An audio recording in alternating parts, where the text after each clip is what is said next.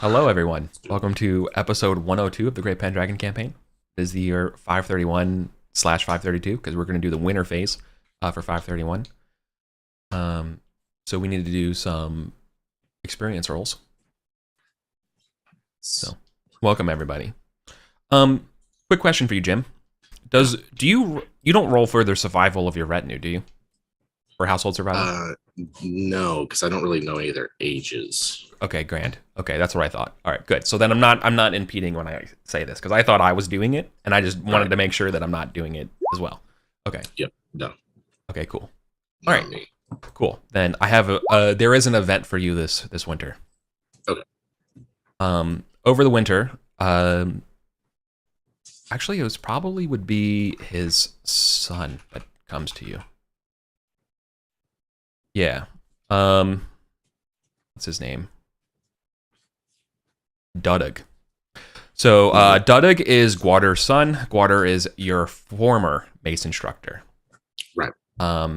He comes to you quivering, trembling with a note that says it was from his dad and that he can't find him. What does the note say?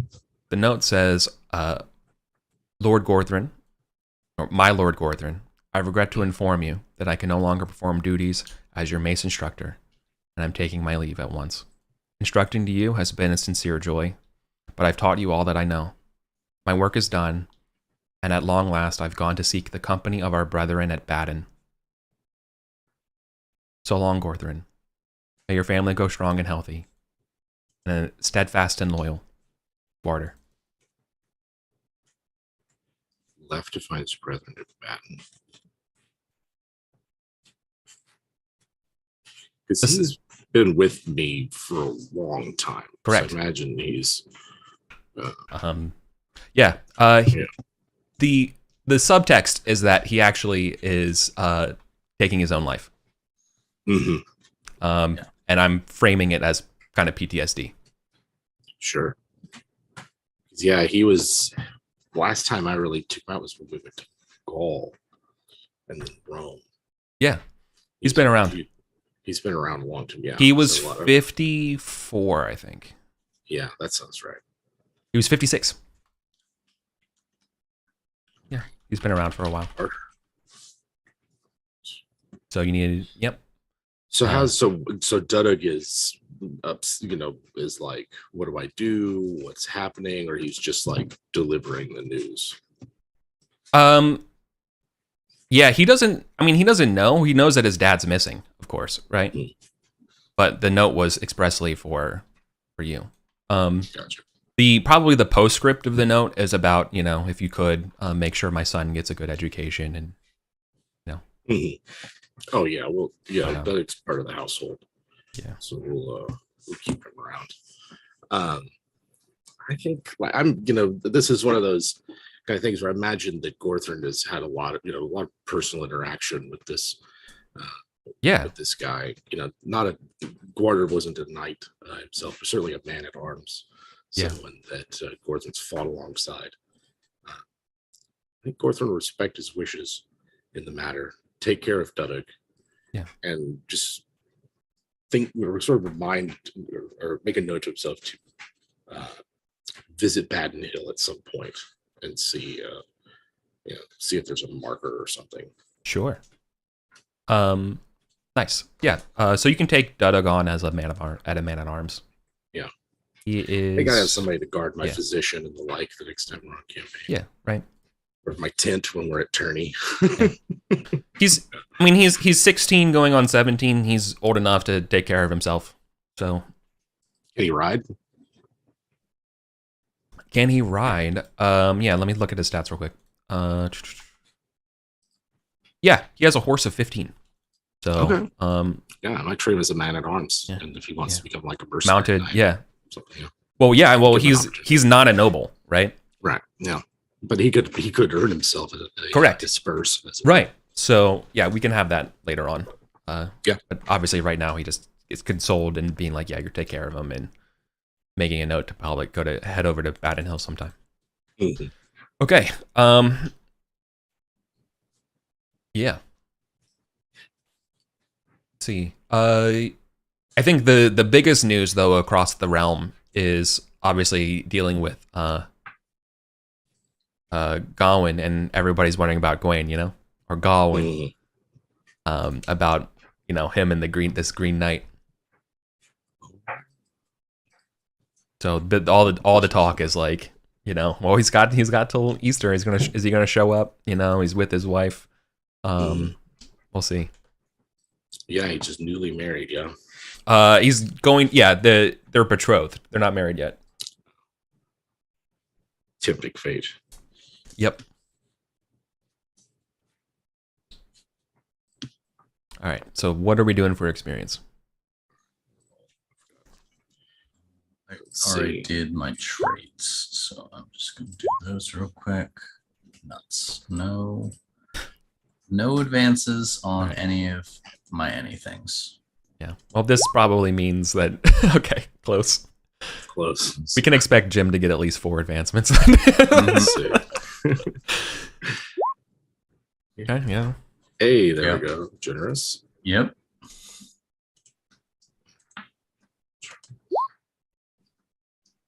Just spiritual continues to just remains recalcitrant. My spiritual is 18 at this point. Wow. Yeah, it just kind of crept up there. You know. Perfect. Falconry. Yeah. No such luck for hunting. Let's see the others. So now. How do you have so many checks? I had 4. I went on a magical adventure. Yeah, you didn't play for a session. I fought like knights that were made out of thorny hedges. Yeah. Ooh, so close. And then last. No, it's all right. Keep that unchecked. That's it for. That's it for mine. Okay. Still pretty good. Cool. We finish our experience rolls, then we go to aging. For 531. Yeah. Uh-oh. Yeah, it's a bad. That's it. Ooh, that's bad. That's 4 attributes. Good grief. Ants.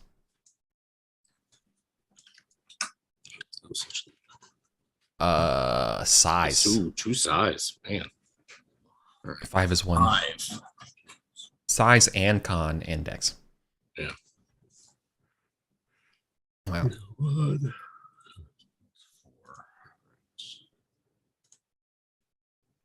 It's much diminished. It's 46. What's 4 on the aging roll? Con. Still rocking 66 damage though. Oh, that's good. That's the good one. Yeah. I managed to hold on to 5d6 damage much longer than I did with Gareth. Gareth was going down to 3 at this point.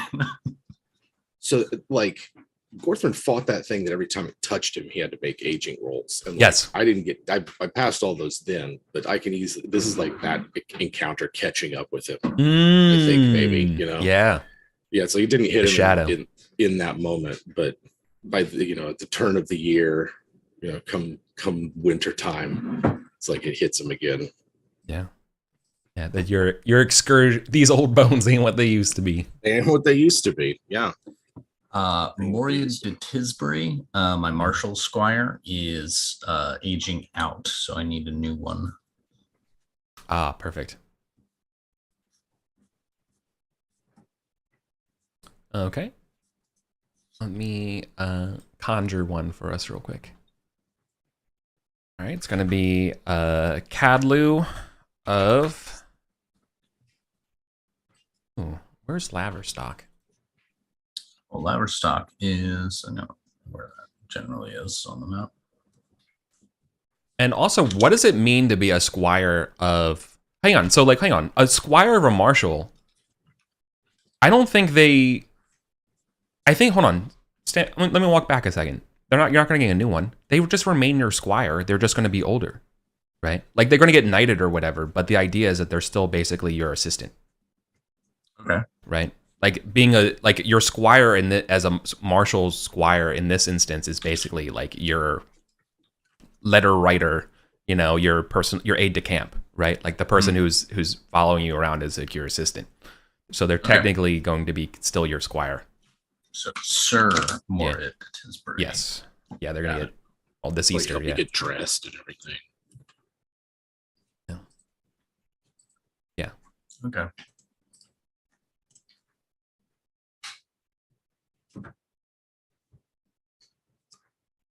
Cool.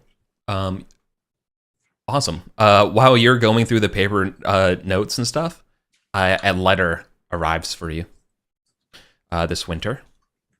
It is from none other than Karen, who's over in Ireland at this moment. So the writer, is basically like arrived right now, right as they're coming in. The letter says something to the effect of, and it's written in a more of an official capacity than like a personal letter to you. Okay, so it says, "My liege, I admit I wasn't prepared for how hard it would be to be separated from my dear home country." Our home county. It is doubly hard having an empty seat next to me at the high table, surrounded by knights and their stewards. Right. I want to tell you that a Irish mercenary was brazen enough to ask for my hand. The brashness of these people astounds me.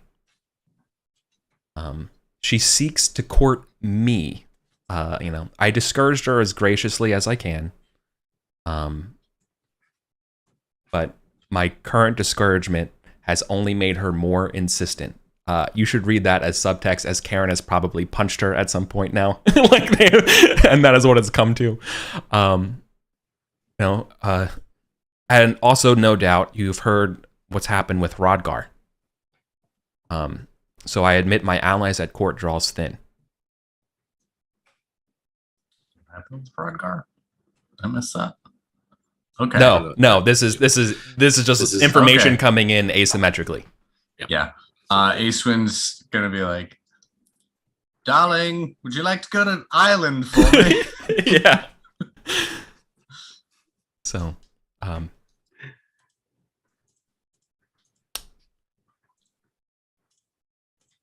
So it says, my best. Okay. Oh, fucking good. You should have also been receiving a letter from Hugo at this point, right? Your liege in Ireland. Mm-hmm. No letter has come for you. Okay.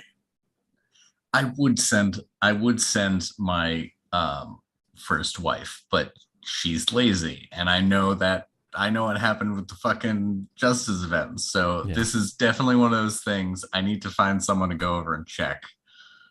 And I know it can't be me. I know I'm not. Oh. I'm in the station where I can't be jumping back and forth handling this shit personally. Correct. Yeah. You could send your kid. You could send your squire. I'm gonna send Morid to Tisbury. Yeah. She just became a knight, and it's like, look. Time to handle some shit. Yeah. No, I can't do that because he's the martial squire. He's correct. Salisbury's. Fuck. Yep. How old is my kid? My kid is still a squire. Archie's still a squire, I think. Yep. Double check that. He was born 5/13. So he's 19. He's so close, but so close. Any household knights? Any other household knights? Yeah, you have household knights. You could. I thought you had Gorthrin's aunt. You could ask. You could certainly ask someone on the round table or someone to go check it out. Wait, Gorthrin's aunt?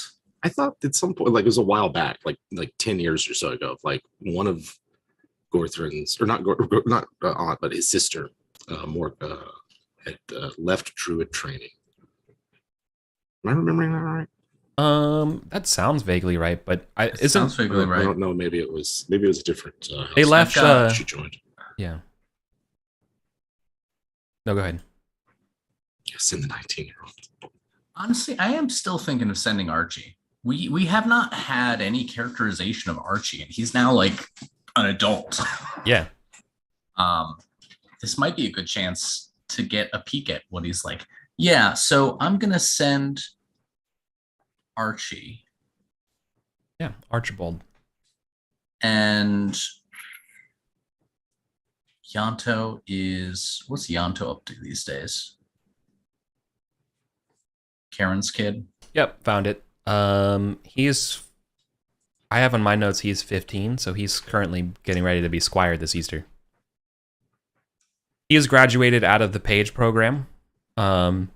He is, he's not into gambling or gaming, but he definitely seems, people say that he has the gift of gold, that he can just like make money. Okay. You know? I'm gonna suggest that He isn't a knightly skill, by the way. I'm gonna suggest a family vacation for my first wife and my kids to Ireland. So it's gonna be Alwina and Archie and Yanto. And that's the cover. That's the excuse, right? It's a family trip, right? This is the bastard, this is the son, and this is the actual wife. It's not weird for the Baroness to visit Your own lands. And I know Alwina is lazy as shit. So she's gonna keep her eyes open, but she's not gonna do anything, not gonna interfere. And it's also gonna be low key, kind of like, I want to see what my son does. What Archie's like. Hell yeah. What is Archie's response if he sees some guy hitting on his other mom? Right. So yeah, because so hopefully it's clear that Karen obviously is in a weird situation being there. Her seat's always empty next to her at these feasts, even though she's kind of like acting in your stead here. So people are beginning to ask, why aren't you married? Right. Right. So this is a great way to keep that suspicion and things off, and just be like, well, I don't know, I'm too busy. I got household people coming over here. Don't court me, So grand. So that's coming over this winter. Cool. And you can go see the Court of Hugo. All right. So anyways, I think I've distracted you all enough from Winterface. Let's keep going. So we got survival. Household survival. Yep. And then spreadsheets. You.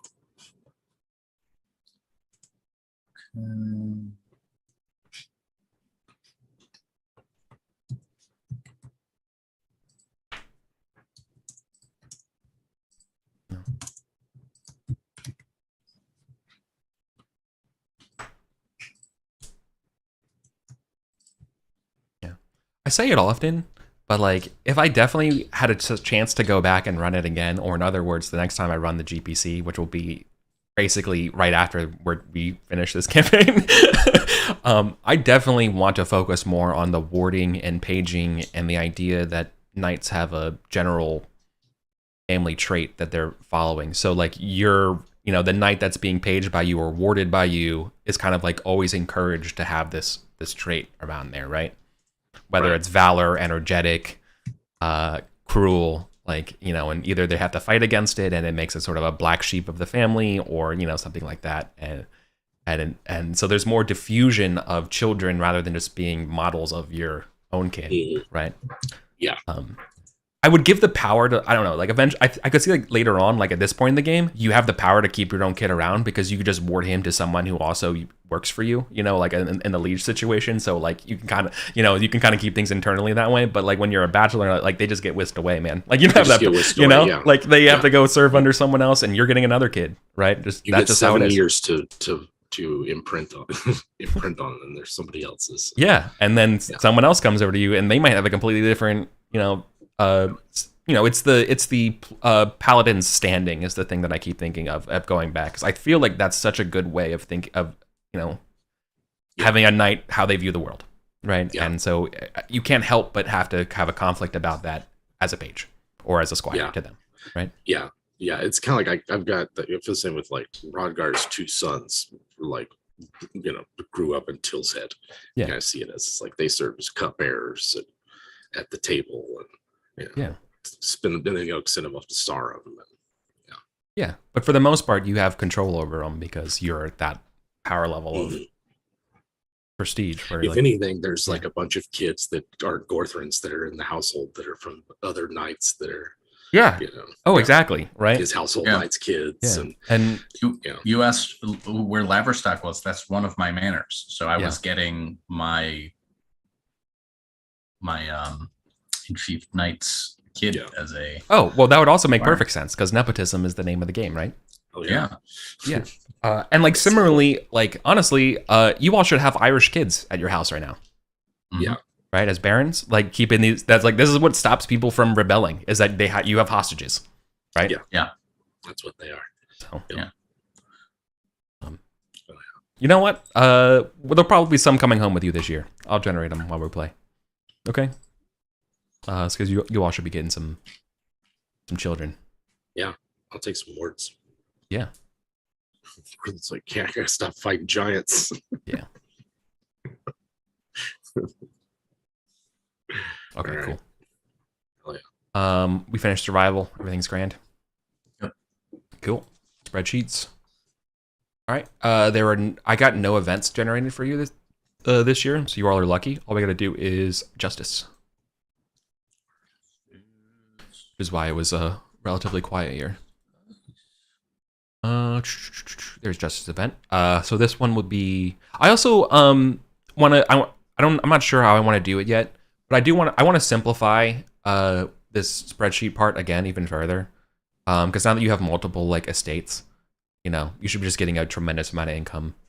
So like don't worry about rolling like your spouse's stewardship for like industry bonus for a Libra. Like that's the stuff I want. At this point, the apiary, the bees don't actually matter that much, right? And that's what I mean. Like I still love the local color of it, but at this point, I don't think it's as important as I would honestly rather you just roll 2 stewardship rolls, one for your controls per county, basically, right? Or like barony, right? So you have you rolling for your Ireland one and rolling for all basically what's going on in Salisbury, right?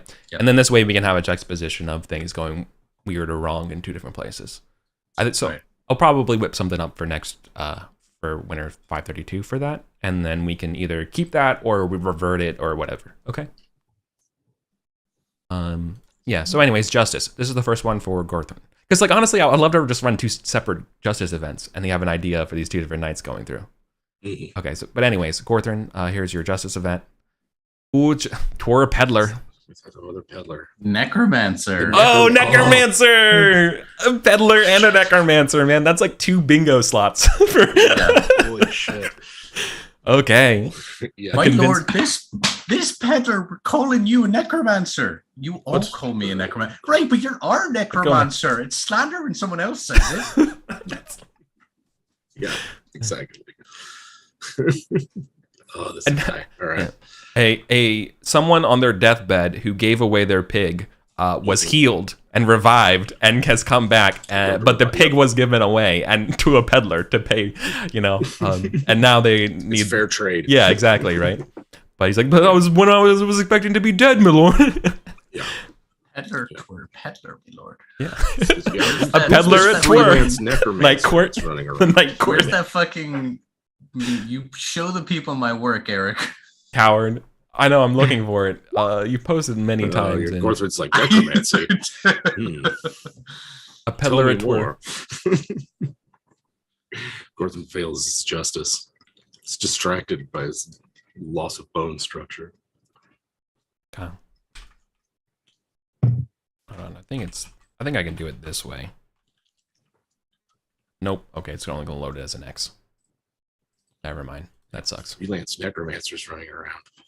What's Logris come to?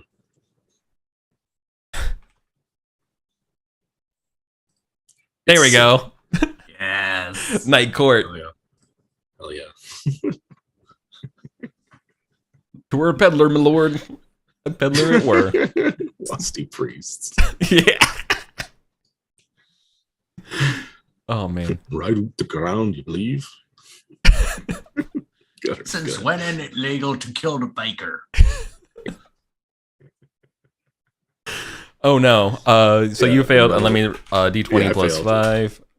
So the D20. Oh, they fumble though. Fumble. Okay. It's a travesty of justice. It is. Oh my god. That's funny. So a fail versus I don't even know what the alignment of a fail versus a fumble is. I assume you win. So let's just say doesn't affect your hatred. I think there's so confounding. It's just no one can make sense of it to even begin to have an opinion on whether it was good or bad. Right. A successful fail in this case, like you failed successfully, is what this represents, which means there's been no positive benefit gained or no negative benefit. Is how I'm going to rule this. It's like one of those still out there.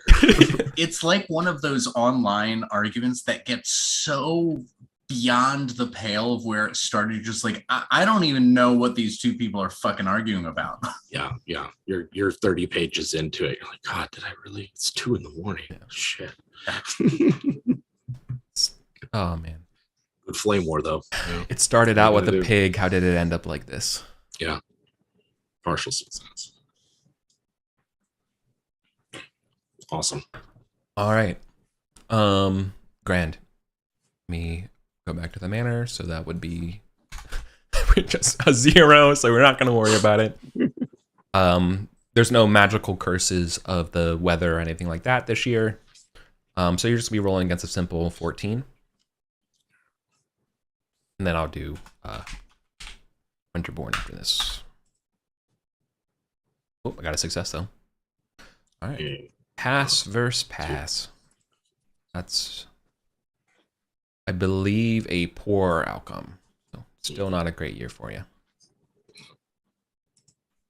I assume you're going to live richly. Yes, yeah. We'll continue our... I don't think I'm building anything at the moment.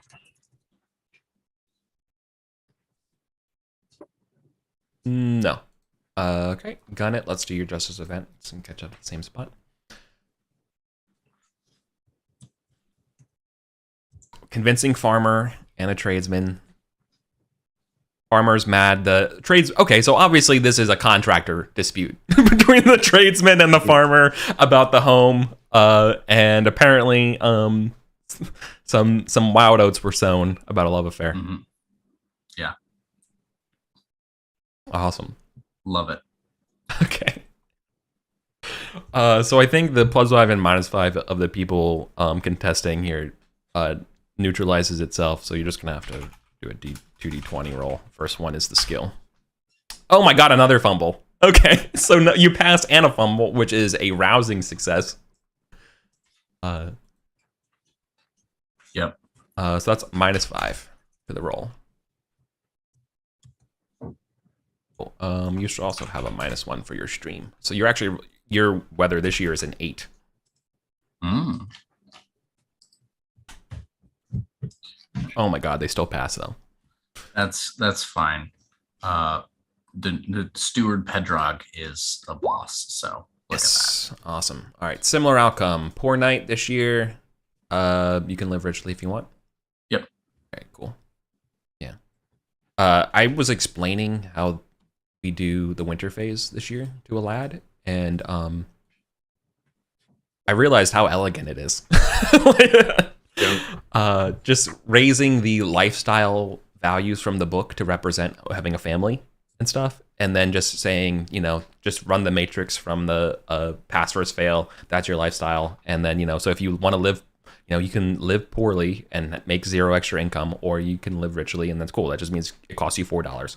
No longer are you getting like 10 income at half yield plus your random shit. It's just yeah. Yep. Okay. I mean, really past like one manor, a lot of it is like, I honestly treat it like a medieval finances, which is like, I don't know how much money he's spending. Yeah. Like it's not money he's spending. He's spending, it's sacks of grain and favors owed and bolts of cloth. Right. Like, just exactly. Yeah. It's like, I have this amazing baker. I'll let you borrow him for a season. Yeah. Right. I've got a swine girl. She's just magical with pigs. She'll take care of your pigs for a year, and then we're even. Well, it seems like you definitely need a swine girl this year after this necromancer talk in Tillsbury. Yeah, we definitely need something. Too many necromancers around. Awesome. All right. There's also talk this year of all right, for those who passed their justice, I guess both of you, because you technically passed your justice event. The peasant folk are talking a lot more about spirits and fairy than the last couple years. Whatever. Just peasants. So is Gorthrin. Yeah. Yeah. Fair enough. Yeah. You've been to the Blakewood? Right. Yeah. Seems to be a general trend. So when you go to Easter, like, are your peasants talking about fairy shit as well? And they're like, oh my god, I thought I was the only one. Yeah, right. So there's definitely something in the water, per se.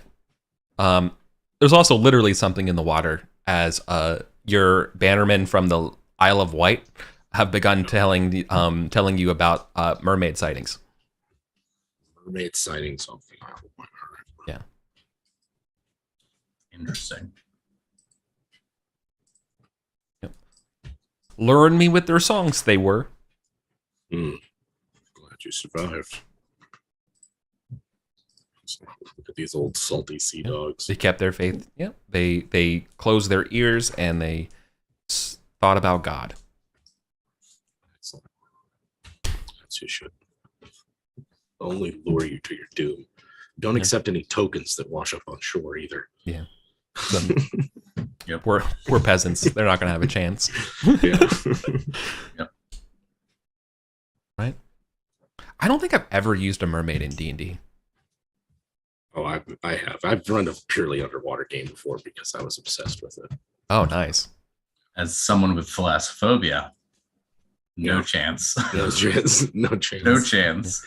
No chance you're going to plumb the abyssopelagic depths of the... No.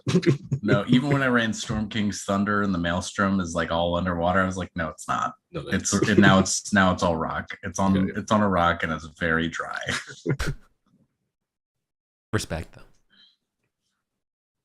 There's not enough hex crawl icon support for underwater campaigns, by the way. I don't know anybody out there's watching needs to get on that. The moisture tiles and moisture icons. Yep. Mm-hmm. All right. How do we want to do? Do you want to do spouse industry and expense and stuff this year? Or did you just want to take it? Yeah. Yeah, okay. I'm fine. Kind of zooming out from it. Okay. Cool. All right, so you guys are basically going to keep about the same amount of money because you're basically making about 12 income a year, and the lifestyle differentials cost you about 12 income difference. Right. Right. Sense. Yeah. So you're more or less doing the same. It just means that if you want to conspicuously spend, then you are drawing from your principal rather than your interest. Yeah. Mm-hmm. Which I will be doing this year. Of course. Okay. Yeah. Yeah. Yeah. Ked Wallace turns 21 next year, so Gortham's going to go all out. All right. Give yourself generous. I think you should be giving yourself generous checks for this as well. But I think your Pedrog, your steward, is trying to caution you against this ace win. My lord, the coffers are not what they were. This. I was poor once. I'll be poor again. That's a lie. I was always rich. No, I honestly think, and this is like one of those anachronisms, I think, is like I have a spiritual 18. I think it's not coming with you. Well, beyond that, it's just like God will provide. Like if God wishes for me to keep my wealth, then I shall keep my wealth. There's little that you could do about it, Pedrog. Pat, pat, pat, pat. Exactly. Yeah. It's that old notion of like, if you're rich, it's because God allowed it. So God wants you to be rich. He kind of just resigns himself. He's like, very well, I understand. You have hired me in order to help you make money and not advise you on how to spend money. No, I have some experience in that matter. Very well. And he resigns himself to weep for the rest of his life. One does not court Alwina from Londinium without knowing how to spend coin. Yeah. And, he talks to like a random household person like, Glesney, would you mind getting me a copy of Sisyphus?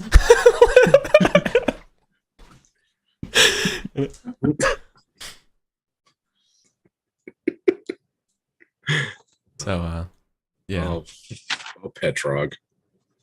Yeah, you're doing just fine, Gorthrin. You're not. You're sticking around the 240s.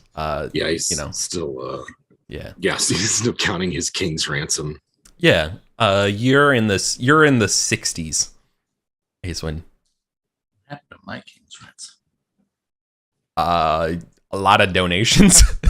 Yeah, I do conspicuously spend every single year. 20 years ago, you were at 424, and this year you're at 65.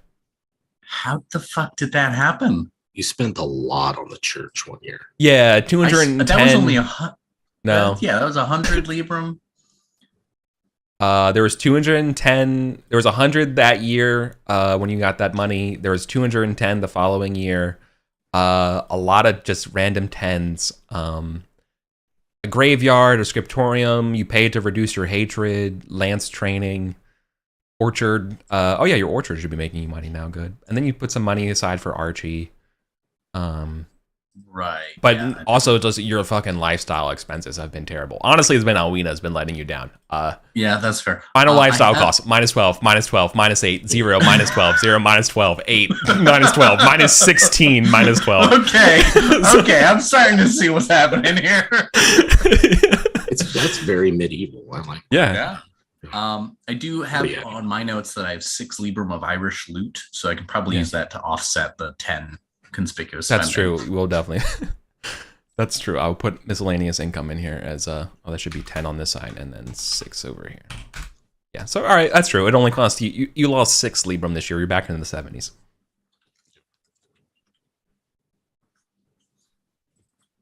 Yeah.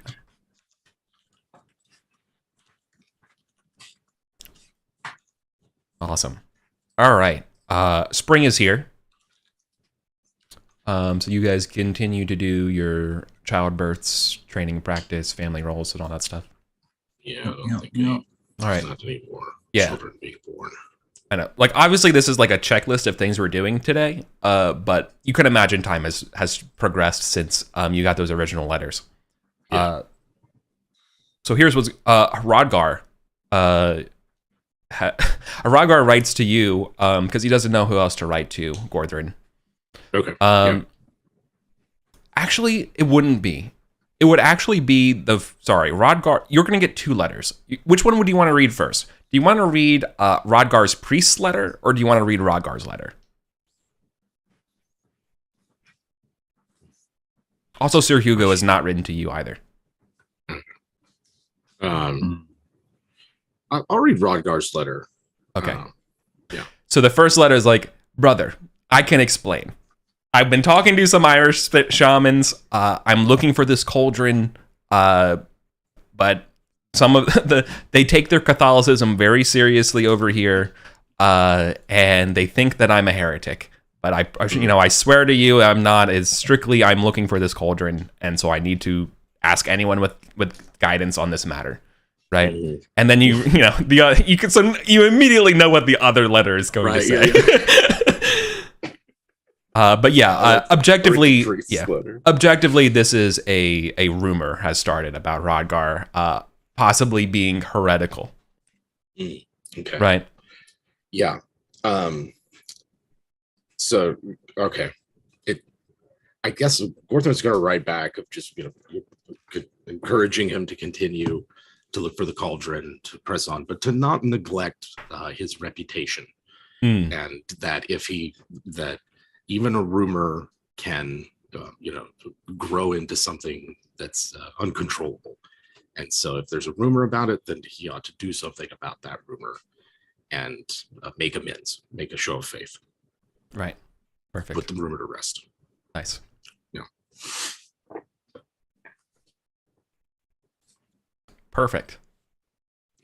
And I'll write to the priest, being like, I know my brother well. So his mother. And I'll write that his mother converted me. Yeah. He comes from very faithful family, and so the rumors truly are false.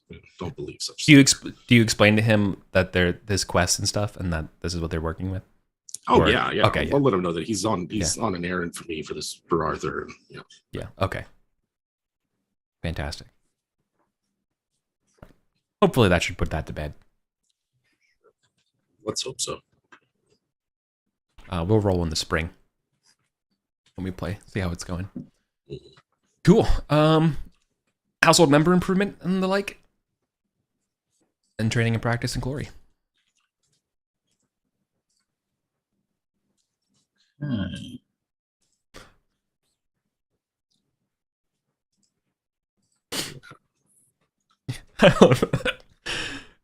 I know, I'm thinking about how he was like, I was poor once. It's like, you're a fucking knight. Like, you don't know what poverty is. Yeah. No. That's why I do love to play one where it's like you start out, you're as a mercenary knight or a household knight to somebody else. That'd be fun. That would be. So you can't say, yeah, you've never in that manner. Yeah, right. You're sleeping in the fucking stables. You're whatever.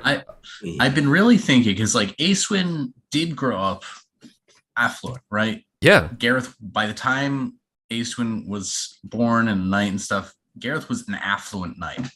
But especially as a kid, like anything of memory, you never were poor. But I'm sure there was some shaky times in the anarchy, but you weren't. Yeah. But so I have to compare like how much worse is Archie in terms of like Silver Spoon. Yeah. Because Aeswin's fortunes have been better than Gareth. And I'm wondering how much of a shithead Archie's gonna be. Honestly, I think Archie is very Bertie Wooster. I think he's very Bertie Wooster. Yeah. Okay. I think Yanto is probably going to end up being more Jeeves than Wooster. You think so? Yeah. Yeah. That would be a fun. We'll see. I'm gonna spend some time with that source book that lets you like make your kid based off your current stats and stuff. Yeah. Is that Book of Sires? Book of Sires. Book of Knights and Ladies. Oh, Knights and Ladies. Okay. Yeah. Because I was the same with Cadwalla was like, is Cadwalla Saxon enough to justify using the Saxon? That'd be kind of fun, I think. Yeah. Be my guess there. I trust you all's judgment on. There's a table I could roll on as well. if we want. It's always a table. There's always a table, yeah. But I think it'd be fun because they get the skill of using, like in the same way that Kimric knights can use lance in place of their spear. Saxon knights can use just a two-handed weapon skill for any two-handed weapon. That's awesome. So instead of having individual weapon skills, just have that'd be fun. So Sweeteren's intrigue goes up. That's about it for household improvements. Training. Okay, I got nothing else. Yeah. I think I'm gonna go skills this time. Well, let me see.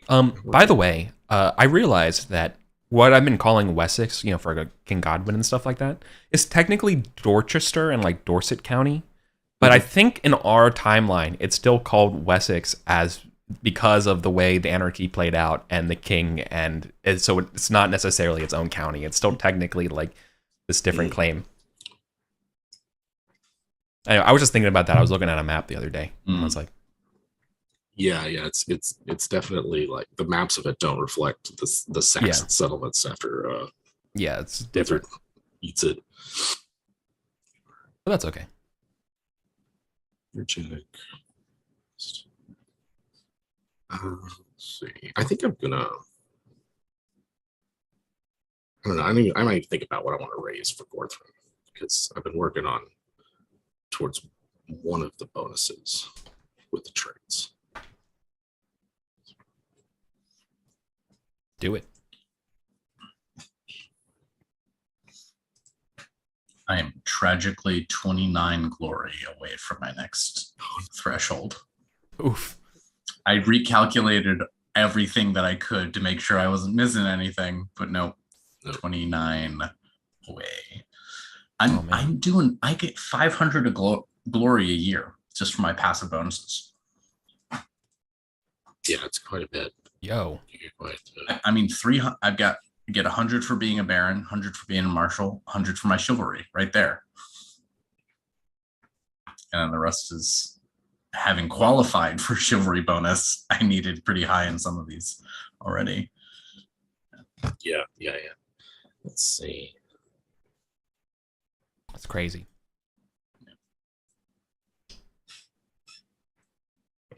I'm good. I might have to make my decision about my training and practice later because there's a lot of choices. Sure. All right. But I am going to get a glory bonus. I'm going to use it to raise my con back. Yeah, that seems pretty reasonable. Fighting. Yeah, we're at that part of the game. Mm-hmm. Yeah, but he's crossed the 20K threshold this year. Nice. Oh yeah. Well, of course. Like, yeah, you fought the strange Castle de la Roque, and actually, speaking of which, as we start this year. So you had that letter from Rodgar and stuff, but I think Sweeterman's going to ask you something about Rodgar, and ask you, Gorthrin. I was just thinking, do you think Rodgar might have earned his seat at the round table? I'd hope that this would earn him his seat. Yeah, I mean, basically, Gorthrin's like, yeah, this is. If he can come back with this, with this cauldron, then, or even just like having overcome something, even just come back with it. If he comes back with a tail or overcome something, then Gorthrin was going to sponsor him to the round table. Nice, yeah. Gorthrin, your sponsorship though is insane. Like that's like, you know what I mean? Like between basically you sponsoring him means a Guinevere will sponsor him, which means 100. You're done. You're in. Yeah. Because I like even the question of what Rodgar's glory is like I know what it is minimum, but he was like at Baden Hill, he was fought in all those battles in Gaul and Italy, so I'm not really sure what his actual glory total is. It's pretty good though. Yeah, I'm assuming it's higher than the mid 3K that he's got. On his character sheet. All right. Sweet. Cool. So then you're in agreement there. Mm-hmm. Okay, awesome. Let's get ready. As you guys are preparing your retinues for Easter and heading down to Camelot, both of you receive a letter dispatched from Sarum. Sir Hugo is believed to be dead in Ireland. In fact, he's believed to be murdered. Okay, I should have gone over there myself. Yeah. It's all right. I got good people on it. I think out of courtesy, this isn't shared with Gorthrin, but it's definitely shared to you, Acewin. Yeah. Rodgar was in the hall at that time, and there was some sort of discussion had between Rodgar and Hugo the night he was murdered. So suspicion has fallen on Rodgar about this. Okay. It doesn't help the heresy thing. Mm-hmm. Gonna invite the Castellan de Cholderton over for dinner on the pretense of like, oh, my whole household has gone to Ireland. I'm kind of lonely. Let's have a buddies night type thing. God, my spiritual is like 18. Mm-hmm. If we're talking, I think Acewin is sincerely concerned about the heresy kind of stuff. Sure. Yeah. And invites Gorthrin over and is going to... Because you have a high intrigue. Sorry to interrupt you. You have a really high intrigue, right? Oh, yeah. 50. Yeah, which is why I'm giving you this. Because basically, like, your rumor network's pretty good. Yeah.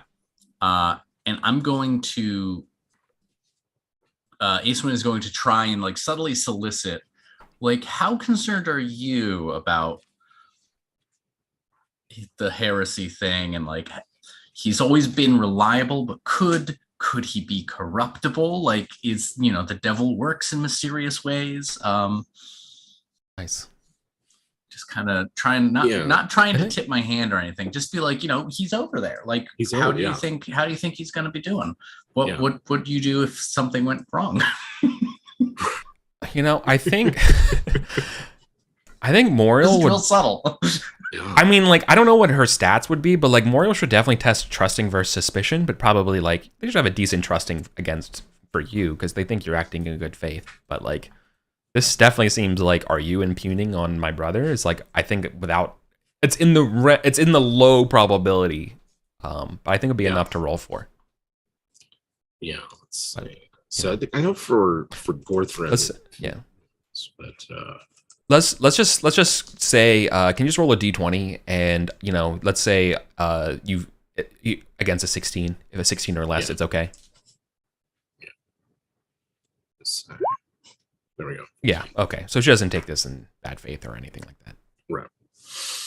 And Gorthrin's like, I should take the accusation seriously. It must be doing something or consulting with someone whose own reputation is so foul that Rodgar's has become tainted by it. That does not sit right with me. I do not think that his judgment is impaired, but I do think he is suffering under a great loss since Ilari's death. I'd hope that this would give him purpose. I would hope that he would find someone else, find something within him he could deal with the loss. He might be desperate. He might turn to people or advice that he would otherwise ignore. When we fought at Castle of the Rock, he was resolute, steadfast. He did not waver. I trust him. But it doesn't mean I'm not concerned. And because you trust him, I trust him as well. But I think it's for the best that my wife and children are visiting Ireland and will no doubt call upon him. And Alwina has always been a great balm to me. So, right. Any luck. The irascible youths that shall soon grace his hall and the patient laziness of my wife perhaps will mend things. I'm more concerned if something else comes up. What sort of things? Like, for example, what sort of things if they might come up? Something that if this rumor were to complicate matters, a dispute with someone else, or well, it's like a liege. Yes, exactly.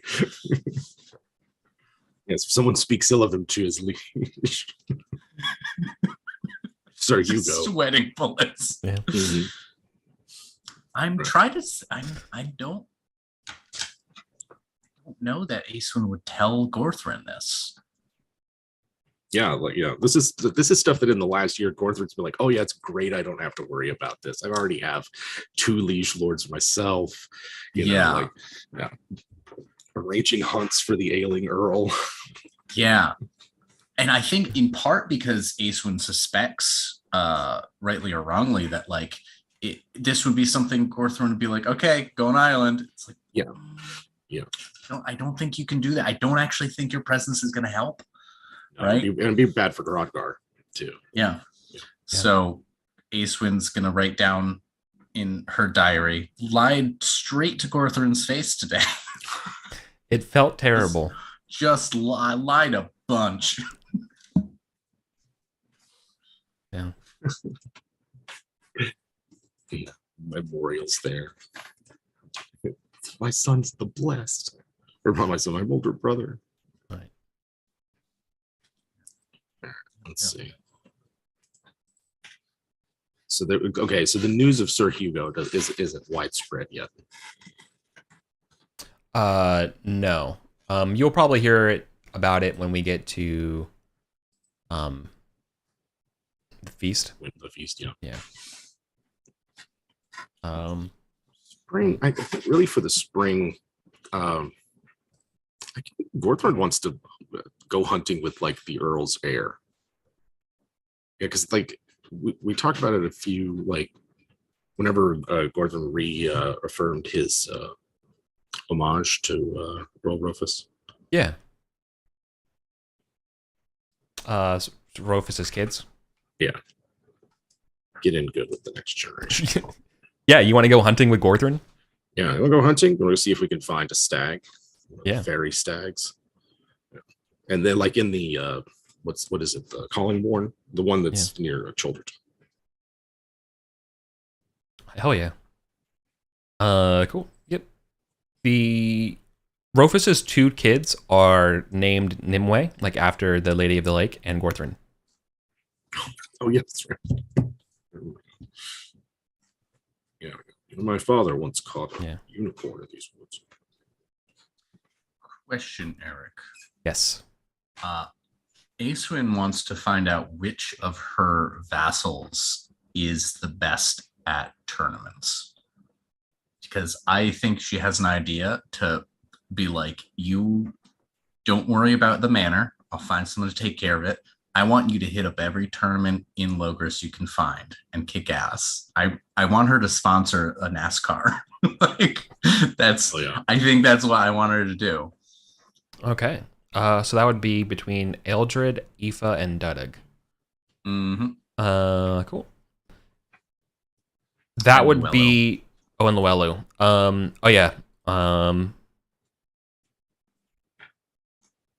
Looking at people's skills, it looks like it's going to be Eldred.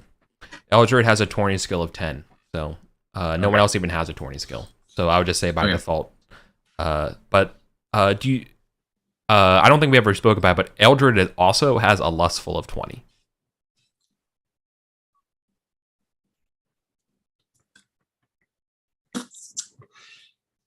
Or a 9. I guess it can't have a 20, so it would be 19. But yeah. So the good news there is they are your best fighter. The bad news is that they're also the best lover. Fuck it. Just send it. Yep. I'm a baron now. There's some things that are just go. I'll figure it out. Let him cause problems elsewhere. Yeah. But the idea is like I want people like outside of the counties to really know I'm fucking Baron Aeswin de Winterborgunna. Look how awesome my dudes are. You should come visit me. You should come try and get in with me. Like just openly. I'm astroturfing like Amazon right now. That's what I want to do. Yeah.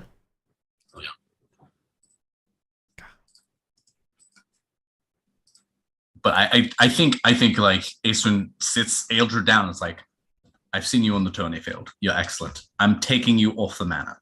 It is still your manor. Someone else will administer to. I want you to be on that tilting field every fucking day. That is your job now.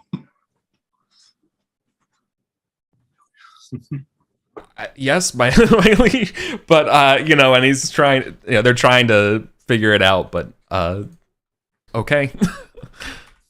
So you mean I get to go toward Logris and enter any tournament that's worthy of your respect?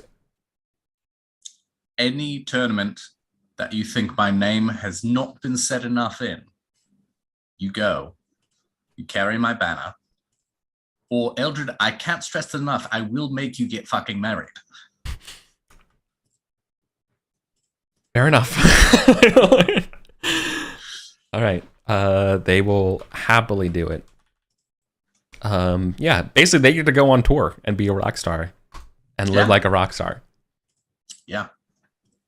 I know I can't do that shit anymore, but I think it's good PR for the county, for the barony, for my manors. But what if something happens in Ireland? Well, am I to return? What are your orders? Oh, because of your manor in Ireland. No, I'm the Baron. I'll take care of it. Okay. I shall send word if I need you. Like I said, your only concern is putting knights on the fucking ground. And then saying my name afterwards. Nice. Attaboy. Slap his ass on the way out. Well, we remain. Yeah. Gets ready. Yeah, by the way, armor has been upgraded. I don't think we spoke about it yet, right? Like salets are becoming a thing. Yeah, I was right. going to inquire about that this year. The best helmets, in my opinion. Yeah, easily. Hold With on. the bever. Hold on. Classic.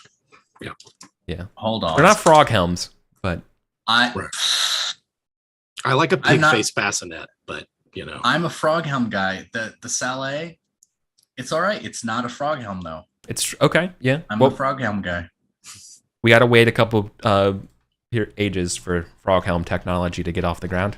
It's Bullshit. The scheme is broken. It's all we have. Is broken, dumb. We have tadpole helms. No frog helms. it's got to gestate for a little longer. Yeah. We gotta drown a few smiths in water for a while, and then they'll come back up with a. It's quite a big leap, though, right? Like I see what you did there. But yeah, the reinforced chain we have now in the partial plate. Yeah, but the idea of like having one or two Libra upgrade, it's like half the cost again.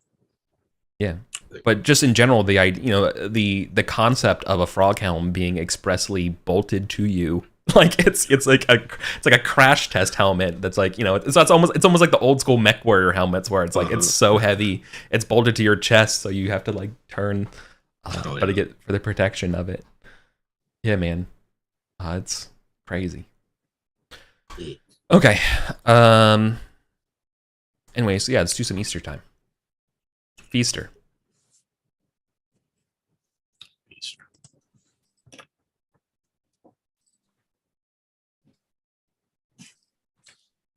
And for training and practice, I dumped everything into fashion. Acewin is taking the optics element of being a baron very seriously. And it's nice. Like, I can't half-ass this anymore. Yeah, I think I'm gonna. Okay, still beefed it. So raising a few of mine. So I think I'm gonna go with skills as well. All that effort, trying too hard. God damn it. Oof. Yeah. Oof. I show up. I'm not actually so, my age. You know what? I show up in so the nightly here's equivalent of an you have all been so caught up in your letters about Ireland that you missed the memo. The hotness right now is Spanish fashion. Ah, shit. Yeah. The talk of court right now is that they're talking about the Byzantines. For some reason, the Byzantine Empire is on everyone's lips. Not exactly sure why. Something maybe maybe their emperor will visit again. Who knows? Yeah, hopefully Lady Secundia will be back with more erotica. We'll see. Yeah. So are the Byzantines coming? Like, are they? They're not here. No, they're not here. They're just stirring in the world. Yeah, there's a lot of rumors about them. That's all. Gotcha. East and Camelot. Well, the upside to this is I get to draw feast cards. Finally. All right. Any special guests this year? For 532, Lancelot's here. Hey now. Hey. And obviously Gawain's here. Gawain's wife is no longer with us, or wife to be. So he is kind of despondent, as he's also despondent going into. By the way, I'm gonna have to leave this feast a little early, guys. I have to go. But everyone's he's got to go over to the Green Chapel. Yeah. Yeah. So his wife died, or just isn't around? Died. Oh shit. Yeah, he's like, I can't catch a freaking break. Yeah, sucks, Wayne. Sorry, man. It's okay. I'm doomed to not have success with women, at least in the marriage department. So yeah, you know where this Green Chapel's at?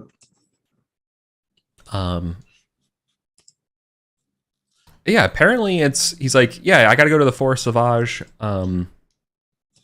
Some folks were by telling the text you wander around for half the fucking year. Yeah, I'm not.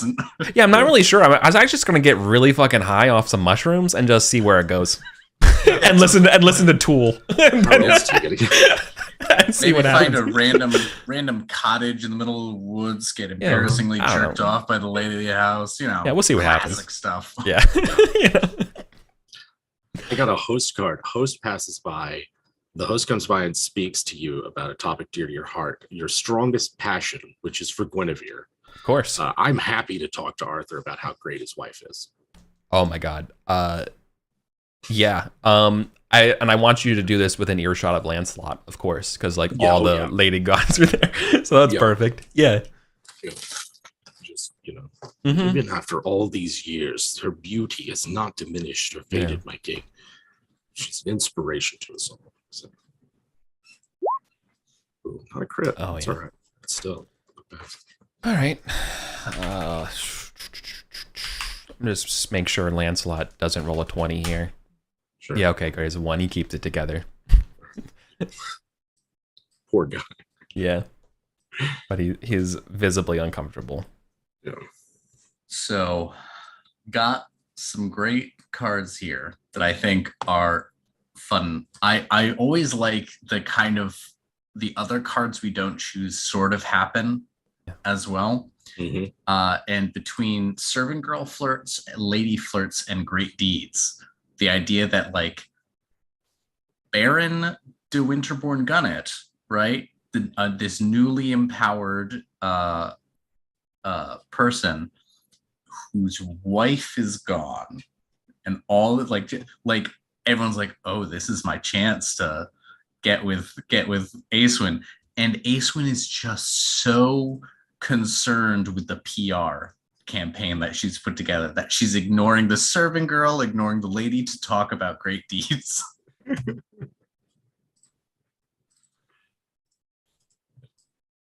God.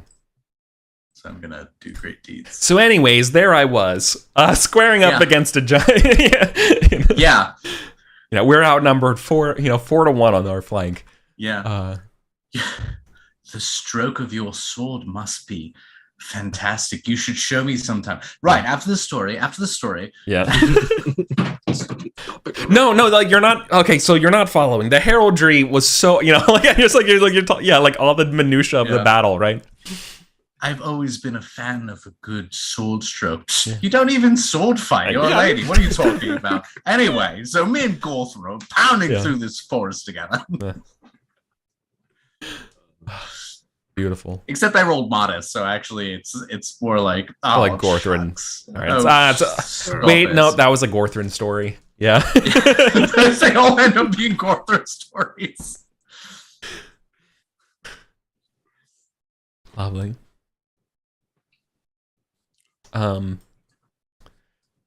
Okay. That's awesome. So I think Rodgar and the Irish lads are at this feast as well. Oh yeah? Yeah, King Anguish and the like, especially despite the tense situation. Arthur is sort of requesting everyone come here, and they've been called back over. Okay. Presumably that means Karen, the kids, and all of them are actually coming back too. Yeah. So imagine having to go over there and then get summoned right back for Easter. Right. Yeah. Surprise. Surprise. Okay. That changes things. Okay, so they're here. I want to make sure to talk to Rodgar for. Yeah, exactly. That's why I brought it up, just as an in case. Really, it's because of Sir Hugo, and obviously now succession is a question. For the county and all that, and then you guys are all everyone basically they want everyone around here to swear, it should be visible who's swearing fealty to who, given the time. Yeah. In that case, instead of drawing card this round, I'm going to gossip. Okay. and I just looking for the what's going on, especially with as it relates to like there's a lot of curious about, but like what's going on in Ireland, what's going on with this this murder. Sure. And the rooms. So that's going to be awesome. So, Sir Hugo was stabbed to death in the middle of the night with some sort of dagger. It's unclear who this is all the descriptive clues. It's unclear who it was because there was no sign of anybody going into the bedchamber or anything like that at any time. But Rodgar was visiting Sir Hugo the night, specifically to talk down that he wasn't a heretic. Came to a little bit of a shouting match, describing the importance of this quest and this cauldron. Seems like Sir Hugo wasn't really as in favor of him tracking down these myths, and more in favor of tracking down Irish rebels. Right? So had a little bit of disagreement on priorities before he was passed away. But you've also get another disturbing report that none other than Sir Gadrislane has fled to Ireland last winter. Okay. That's unfortunate. Yeah. Gadris fled to Ireland. So there's all sort of things abuzz right now. Yeah. That's. I don't know that could he have done it, Sir Gadris? I don't know. The fact that it's sort of suspicious with, or like similar to some of the murders that had happened around Sarum. I don't know that. Yeah. There's any connection there. All right, this is all very disturbing. News indeed, especially Sir Gadris's fleeing to Ireland. But besides the secondary source of Rodgar being in the hall and stuff, there's nothing really connecting him at all, right? It's very suspect, like just not very sure what's going on. Right? Yeah. Troubling. Yep. Yeah. But this is a terrible crime to assassinate a leader. Yeah. And that's why no one is directly accusing Rodgar, because that would be like a huge approach to his honor, right? Yeah. But it's certainly like, did he? But like, did he though? Like, there's no way he did it. And like, but that's obviously that still leaves a stain on him, right? It still leaves a stain. I'm sure there's all like, oh yeah, I remember when his dad was accused of treason. Yeah. Yeah. His oh yeah, holy shit. Yeah, right? It runs in their blood. It's their blood. Yeah. He's got an 18 honor. Yeah. But still. Right. A 12 hospitality.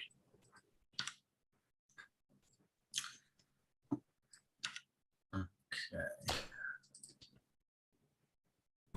After this round, I also have another announcement for Easter.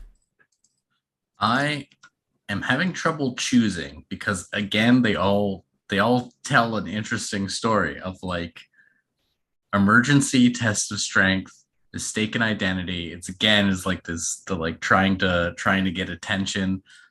I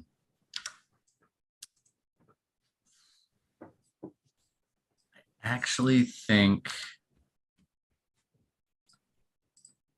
I like mistaken identity because sticking with the modesty and this theme of like Acewyn simultaneously wanting to put her name out there, but also not wanting to be the glory hound that she often does not jive with. It's like she's like, yeah, I want to get the Winterborn Gunnet name out there, but I don't want to be a sleaze about it. Right. That's why I sent a knight to these tourneys, because like you when you knock someone on your ass, the merit, the virtue is right there on display. But this kind of like bragging is actually harder to do without feeling slimy. So I'm going to go mistaken identity. Your father, one of the most modest knights recorded. Yep.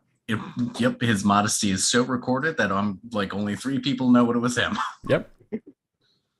So let's go modesty. So that's a success. So I now roll courtesy, right? Yes. 2 success. Okay. So I get 1 geniality for that.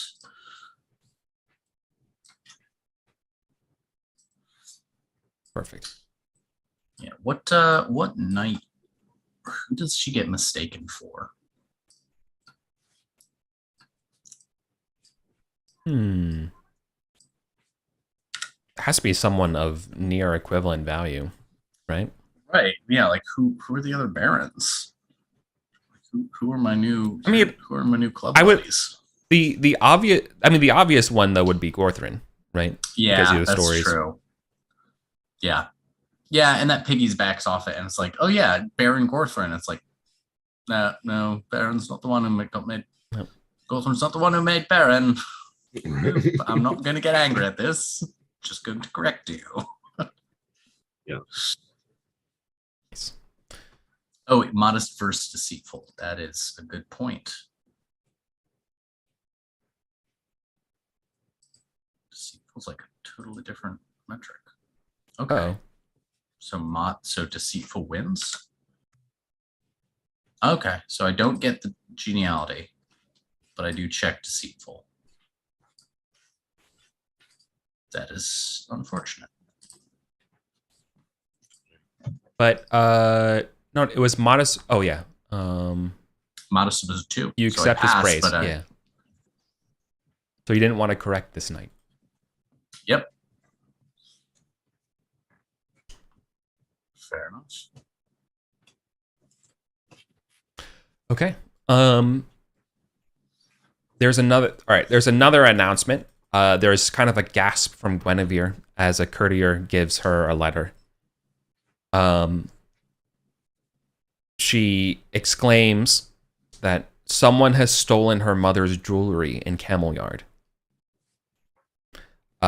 Ewain, the son of Sractor, Ewain, who's from there, immediately, I think brother or cousin to Guinevere, immediately steps forward and it asks for, who among me will join me in a hunt for these bandits who would deem to steal from Guinevere's mother. Absolutely. Eastwin is gonna step forward and be like, I'll go with Gorthrin. Bandits. Mm-hmm. These bandits. Awesome. Yeah. The 3 of you will be more than a match for these. Okay. Awesome. Journeying north. You guys didn't ask me for food. Haslet, honey glazed roast chicken. Nice. That sounds like my lunch. Rolled mustard and pine nuts. That actually sounds awesome. Yeah. And then roast bream served with a pastry. So fish pastries. What's Haslet? Not eel. What is Haslet? Yeah, that's right. It's a town in Texas. No. Mm-hmm. In England, Haslet or Aislet is a meatloaf. Pork meatloaf. Nice. Oh, that does sound good. This is a good feast. I'm hungry. I didn't eat breakfast. So it's a good time. Honey glazed roast chicken. Wow. Yeah. Literally honey mustard chicken. You literally have chicken fingers. Chicken fingers and honey mustard dip. Get the tendies. And you got the tendies. Mustard sauce. And a third course of meatloaf. It's pork meatloaf. That did really good. I am very sorry for the Camelot sewage system. That's going to be backed up for weeks. Oh, yeah. Just fucking sandblasting it. Right. All right. Feasting. It's okay. So the queen's got this letter. We vowed to go questing to recover the jewels. Mm-hmm. Which will take you into Cambria. Mm-hmm. Let's see. I think I'll probably draw for the next round. Is there any like what's going on? Is there anything going on with like King Anguish or any of the yeah, like still the continuation of the Irish stuff? Yeah, for sure. King Anguish is going to basically hold that title in interim. He's doing this expressly so that the other two dukes, I guess, would be or county counts, earls, don't fight over it. But that could also mean, is he going to relinquish that to somebody, or is he going to keep it himself? Yeah. So just when you think the anarchy stuff's over, just when you think it is, just move to a different landmass. Yeah, right. We just switched it around. Because Anguish is based out of Wexford, which is like the southern part of Ireland, and you're kind of like the county abut it, like on top of it. So it's like, I mean, I can just hold on to it for you all, Yeah.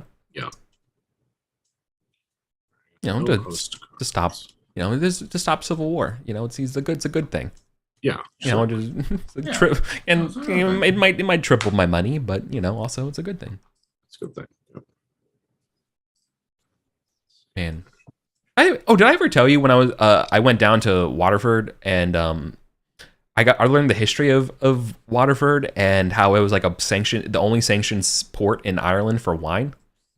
And there's like a rival city that was near them, and like some of the merchants wanted to evade the tax, because obviously if you're you had the royal charter from England, the king that says this is the only place that can sell wine. Merchants were like, no, I'm not carrying wine. I'm carrying like whale oil. I'm carrying whatever, and then obviously sell it up the river.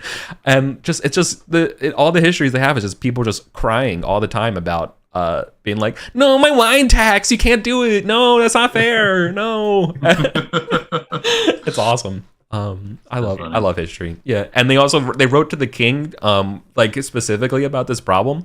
And as part of their diligence and petitioning to the king, they said, we've never been conquered. We've always been loyal, which is why you gave us this charter. And then also, just so you know, since our founding and of this charter, here's the 6 kings with illustrations of all the kings that here. Like basically like showing off that like they're like co-signing it by just having pictures of portraits of the kings on the side of this long writ. It's awesome, dude. I'm like, dude, medieval law is awesome. It so is. So is. Yeah. All right. I don't know how many rounds we have left. I think this might be the last one, but I'm going to take popular. You were popular tonight. Everyone seems drawn to you. I was too geniality. It's like Gordon's like, what's going on in Ireland? Oh, he's mobbed. Yeah, it's true. It coincides with your 20,000 threshold. Yeah. You guys didn't get that memo about the Spanish fashions? Come on, got to keep up. I think somewhat humbled by the mistaken identity, just being like, Aeswin, this is not your strong suit. Maybe switch to something that is. Aeswin is going to find one of the barons to have a game of Will. Yeah. Welsh chess. Gaming. Yeah. Welsh chess. I'm gonna find a baron to play chess with. From Ireland? Anywhere. Ireland, anywhere. Yeah. All right, cool. Well, good for you. I have updated my NPC chart to add random places. Good. This one is from Cambria. They're from Builth, which is Welsh as hell. Okay. Serial, Builth.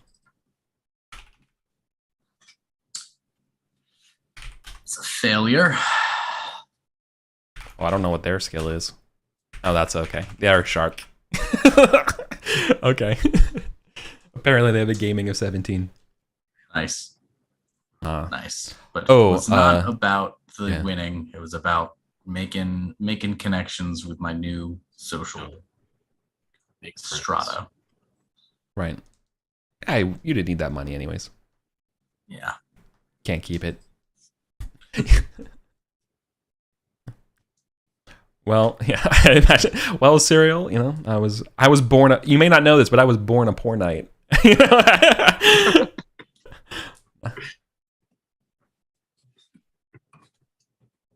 So awesome. 4 manors. Yeah, I'm a poor knight of 4 manors. Yeah.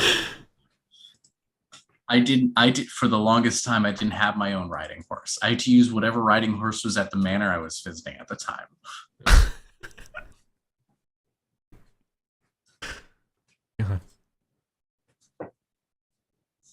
I had to bring a farrier to every single place I visited. Or I had to use the local farrier instead of my personal one. It was terrible. Yeah. My horses were awful. Yeah. Can you imagine riding after that? The horses were never the same. Fantastic. This is a terrible feast for Acewin. Yeah. Holy shit. All right. But I got the 30 that I need to cross. That's what you needed. That's all you needed. I'm going to bump Khan up again as well.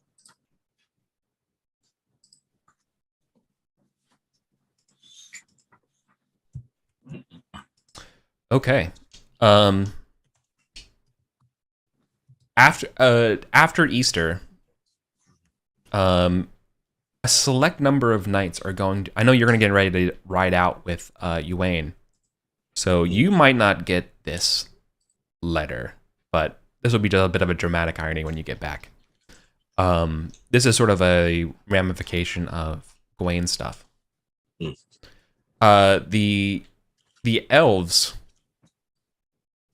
wrote to King Arthur, and they've written to you two, saying that that the kingdom of Camelot and the kingdoms of, I believe it's called Otherwhere,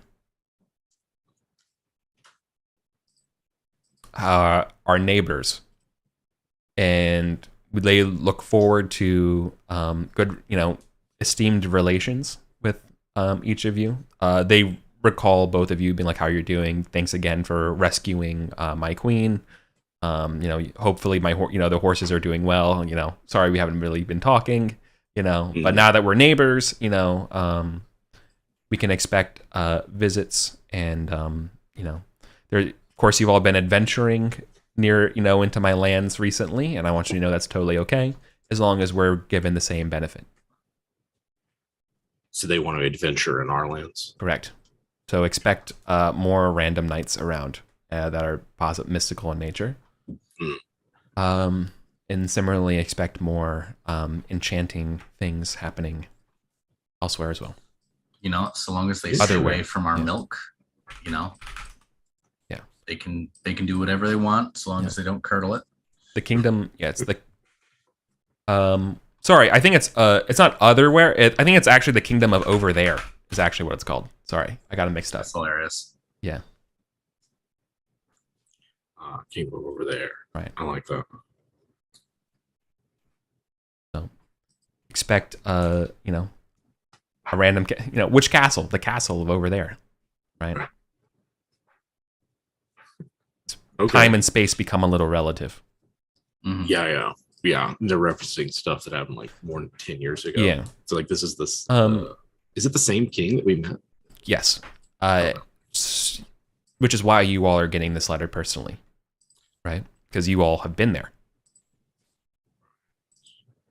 But also King Arthur has, right? So obviously King Arthur is apparently getting visited by probably the king himself. You all are getting by the way, here's a nice little thing while you're out. But yeah, this is a direct result of Gawain's survival with the Green Knight and the Green Chapel being technically a part of that kingdom, and so on and so forth.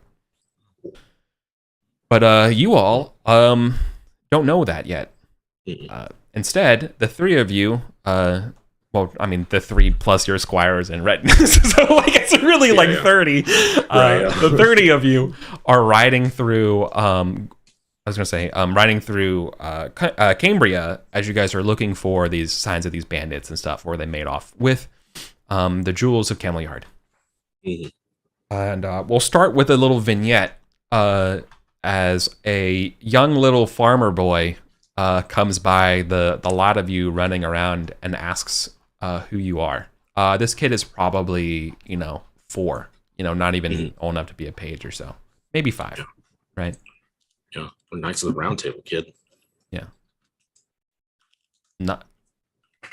I don't know what that is. King Arthur's table. Yeah. Do you know the king? Oh yeah, I know the king. The king, the king's great. They have a Welsh accent, right? It's pretty thick. Yeah, we are his knights. I know the king. Sworn to his service. I'm sorry. I'm sorry, but I don't know what a knight is. Feast your eyes. Behold. Yeah. Behold, a knight. Yeah. Wow. A knight. So not an angel. No. Oh. Okay, Anakin. What's that? And he points to your shield. Shield stops the arrows and the blows of my enemies. Oh. What's that? And points to Ewain's lance. Skewer our enemies upon it, knock them off their horses. Right. He wants to know this is a sword. No, little one, yeah. This is a mace. So Ewain looks over. It's like so little one. You seem to be very perceptive. Have you seen anyone like us around? And he looks around and says, "Nope, you're the first knights I've seen." And they kind of sigh.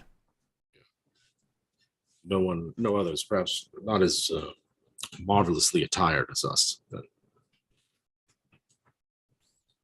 No one wearing that silly metal, or on a pretty horse like that. Nope.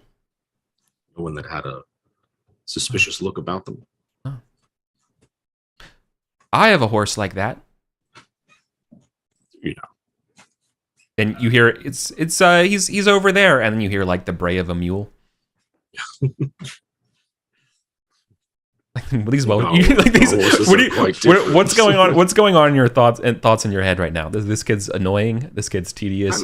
He's literally just a country bumpkin kid. Yeah, it's also like the first person we've seen as we've been searching for. Yeah. For right. Like this is like rural fucking Wales. Okay, so you can barely understand what they're saying. Like the middle part, where it's whatever they call the wasteland or whatever. Pretty much, that's pretty much where you end up going. Okay. He seems precocious. I'm kind of curious if he's got. Is your mother about or your father? Yeah. Oh yeah, me mum's grand. Come on, are you hungry? We can get you some soup. I'm not hungry myself, but more wish to speak with her. Perhaps she has seen something or someone.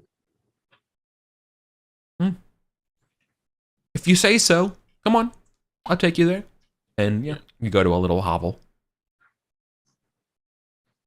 And there's an old comely lady around a soup pot. Just got other kids around this age. Just literally this little hovel. So like you guys have probably never really.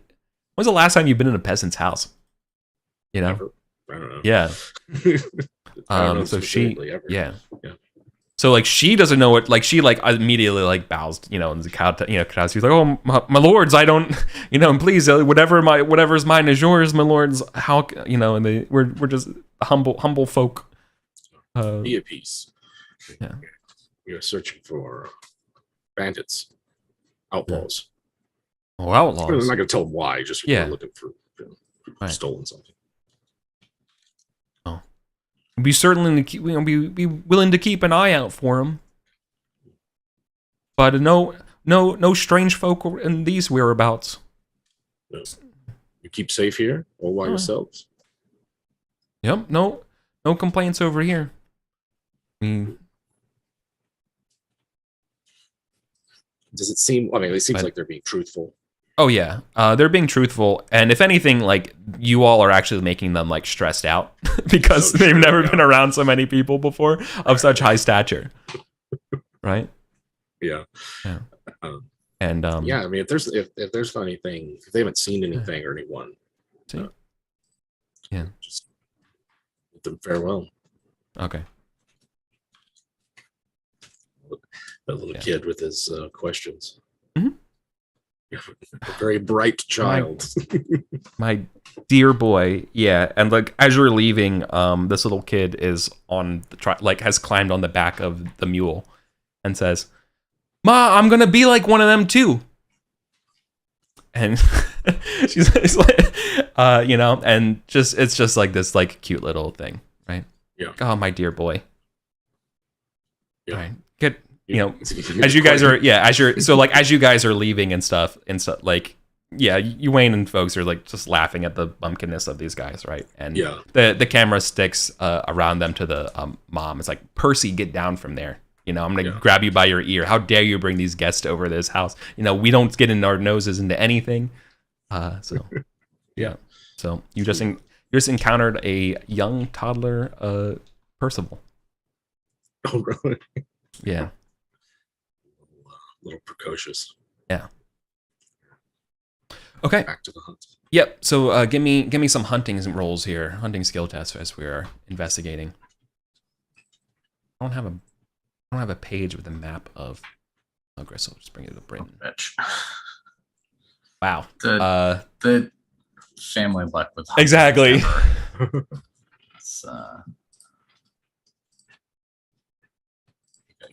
Keep your Squire. Get lost. Yeah.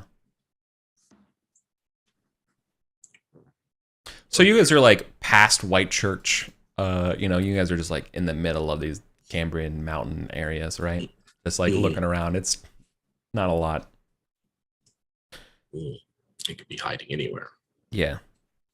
Okay. So the good news and bad news is that you will absolutely run into some bandits. That's the good news. Mm-hmm. The bad news is that they're ambushing you with a mixed success here. Okay. So the way we'll resolve this is let's just do a quick little 3 roll. But I will up the stakes here. So I will just double the damage that they will theoretically do if you don't roll well. So the order of operations for this is going to be... What is the rules for rating? It's going to be probably awareness. Let's do awareness, valor, and sword. Awareness.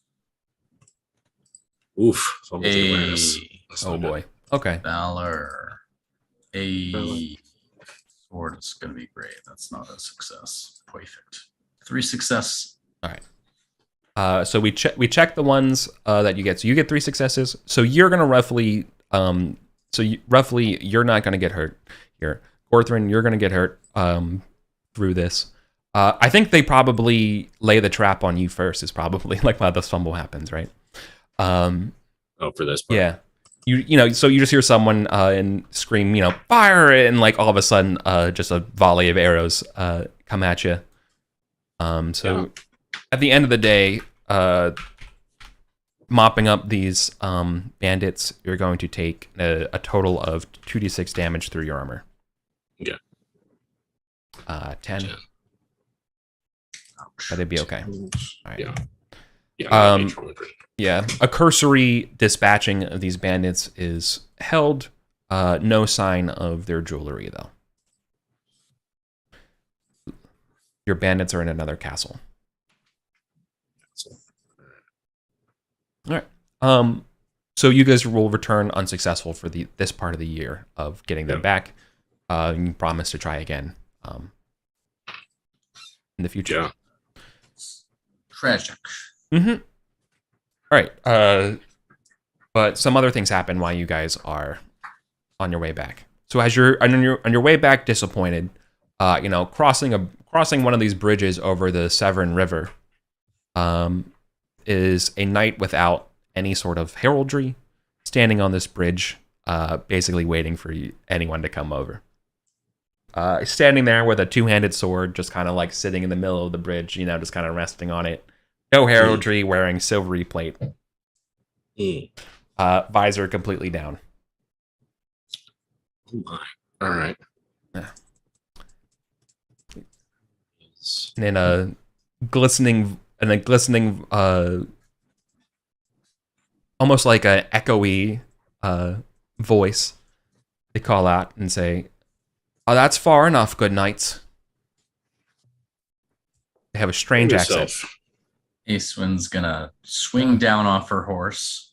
Like, not just knights of the round table, and at least one baron. And worthy challengers. Forgive me, but I must test the merit of anyone choosing to cross this bridge. Tell me, are you from over there? Ah, so you've heard of over there? Indeed. Wow. You are the first ones to attempt to cross this bridge who have. So whom do I own the honor here? Aeswyn, you were going to go first, yeah? Yeah. I'm Baron Aeswyn de Winterbourne Gunnet, and my friend here is known of your lands. I've no such knowledge, and I would like to learn. And she's gonna draw her sword. Be like, shall you teach me? Yeah. I think Aeswyn's a little prickly right now off the failure of this hunt. It's just like, no, it's not been a good year. Maybe I can beat up on this arrogant elf.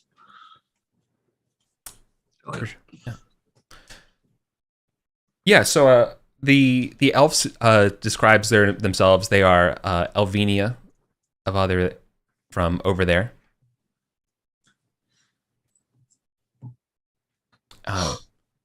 Say, you two, like, you wouldn't be, you didn't give him your name though, right? Me? Yeah, neither of you have given your names. I did. Right. Yeah, I would have. Yeah.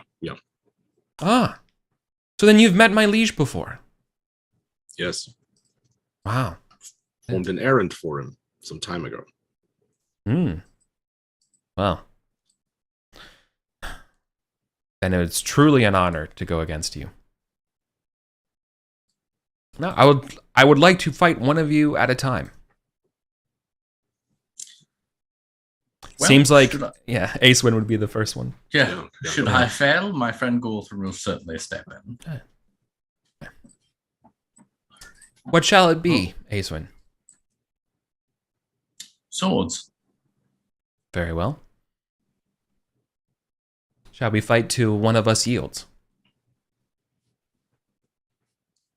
Yes. Okay.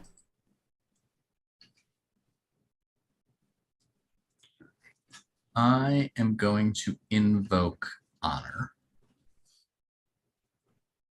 Nice. This is pretty straightforward challenge to honor. Yep. So, all right. So that's +5 to my sword.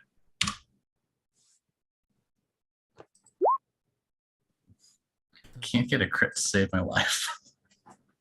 It's okay. Okay. You beat them the first round. Damage? Not enough for their armor. Jesus. That's a rough one. Yeah. That is not a good. Good strike. Complimenting you. Yep. Just testing your metal. Aha. Let me test yours. Have at thee.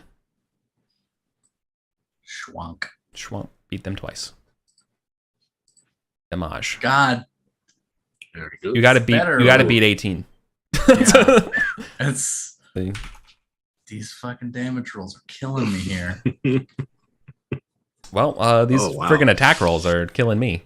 I cannot crit. It's fine. It's fine. Why would I need to crit?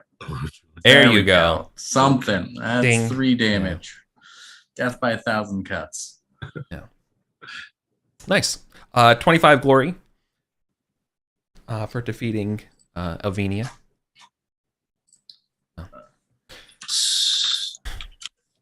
You may pass, but you may pass for Aeswin. However, I would ask that Sir Gorthrin, I must challenge you in order for you to cross. Very well. Aeswin's going to kind of cheekily be like, make it quick, Gorthrin. Yeah. It's like stretching and aching. Very well, Giant Slayer. Very well. Shall we fight for the love of it? Or there's basically like just sort of similar to the others, just like to First Blood or to First Blood. Yeah. Let's see. Nothing would please me more.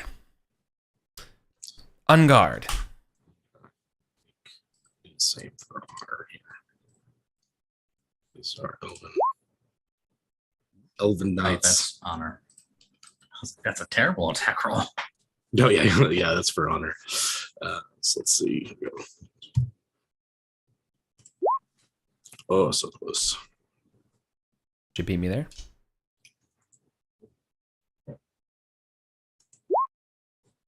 Oh boy, yeah. All right. So in the first thrust, well,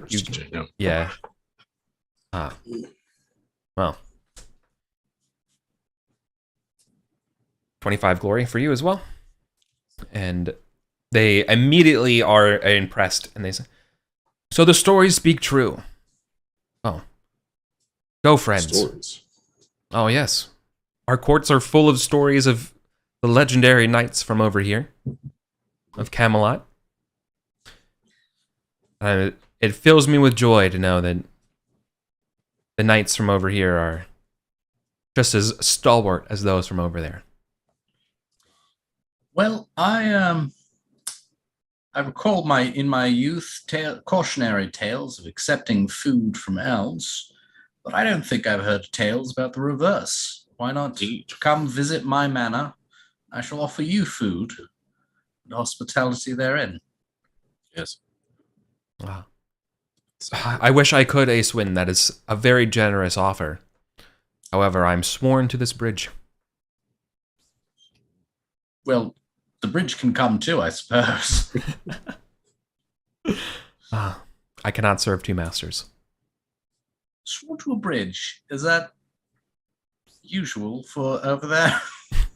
Yeah. Is that a normal thing that happens? Is quite common. The cat in your background. Yeah. Slowly. Yeah, it's very.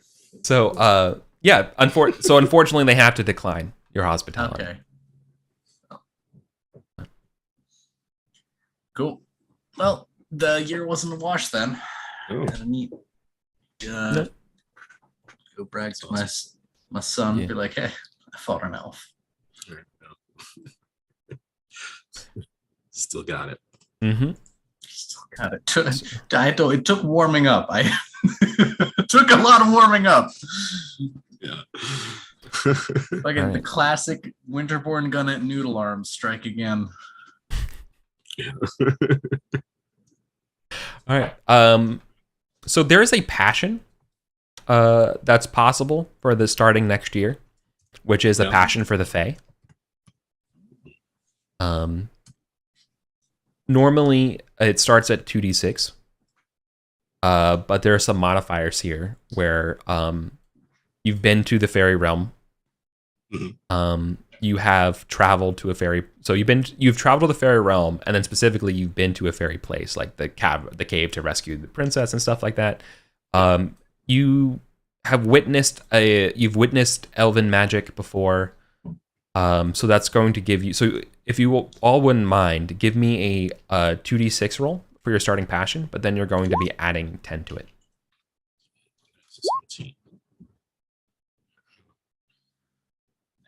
All right, so here are some things where how this passion can work and represent. But this is sort of like the mysteries of the fairy. To you, this could be something you can draw on for creativity. So anytime in terms of poetry, singing, this could be helpful for traveling to ferries and over there. And similarly, this would be good for helping you get out of the fairy realm. That's handy. Yeah. However, there are some drawbacks to this. For example, fumbling this means you probably get lost in the fairy realm for a long time, right? There's accelerated aging effects to things like that. So just be careful with it. Breaking, you could also end up falling in love. Your classic Fae stuff. Yeah. Stuff. Right.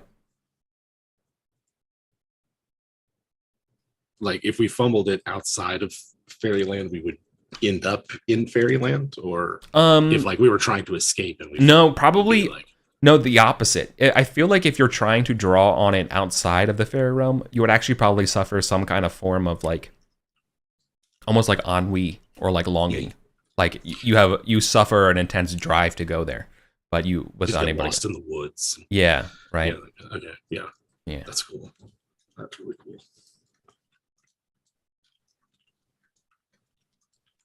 All right. So is just its own passion? Like yes. Fairy. Yeah, passion Fae. Yeah. Nice. Gorthon's the one who gets +10, right? Yeah. Yeah. No, both of you should be getting +10. Oh, right. Because you also have been to their feasts. Right. I was like, I wasn't on that last adventure, but yeah, there have been other adventures. Yeah. Yeah. But between traveling there, going to their feast, their own adventures, yeah. In one stroke, Passion Fae is now tied for my highest passion. Well, it's pretty good. Loyalty Lord and Fae. Yeah. Interesting combo. So you have this is interesting because I guess this describes as almost like there's a calling to you. There's a beckoning of you to be like that there's something about this, despite your high spirituality, which is pretty good because breaking out of a Fae passion can be used through love of God, but this can also be called upon in a negative way, right? Like I can ask you to call on this passion if you're exposed to something you know what I mean? Right. This is I see that. I see this. So you could so traveling around, if you encounter, like for example, like you're with this passion now at the bridge and stuff like that, not like you wouldn't want to do it, but I would ask you to call on your passion and basically be like, I have to fight this guy. I would have to be a part of this. I think it's really interesting in the context of Aeswyn rising in station, right? And her life kind of really crystallizing around these very, very mundane material concerns of politics, land, and title. Mm-hmm. That it kind of makes sense that there's a part of her that's just like, I want to go to the woods and like fight a fairy knight and talk to a talking fox, and like the whimsy is gone in so much of my life that there's a longing to go where I know there's whimsy now. It's almost a return to a younger, less responsible time. Yeah, I get that. That's what that is. Yeah. That's pretty cool. Cool. And there's some, despite King Anguish's efforts, there's still raids against y'all's baronies happening in Ireland. Yeah. But there's nothing you can do about that. You're just getting. Yeah. Is there still a rebellion in Anglia as well, or that got? No, that got squashed. Yeah. Basically, Camille, the sorceress, was helping with that rebellion, and by you handling that, you inadvertently really helped squash that as well. I see. So good job for you. And that explains why the Saxons, she had Saxons with her. Yeah. Yeah. Cool. You'll probably hear one of your knights. I'll figure out who it is for next session, but one of your knights is going to be telling you how they're going to handle the mermaid. I'm going to do that as solo adventure for one of your banner knights in Wessex to see what happens. Yeah. think there's maybe Sir Brugan's there. Maybe. Yeah, right. And we'll see what happens. But anyways, cool. And we'll probably call it at that part. So there's plenty more to do for this summer, but this is a good stopping point. Mm-hmm. Yeah, it nice. is. Yeah. Very cool. Nice. So Arthuriana's back. Good stuff. Yes. Oh yeah. Yeah. So, Lancelot and Mordred are doing something. Oh, yeah, there's a lot for me to adventure, see what's going on. Yeah, exactly. Cool. And also, I'm going to come back next time we play with a better version of the winter phase that's simplified. So there's a lot of updates that come in through. So thanks, you two. Cool. Very cool. And thanks for everyone watching live. Right, Yes. so we'll get out of here now. So thanks a lot for your time, and we'll see you soon. Yeah, see you next week. Later.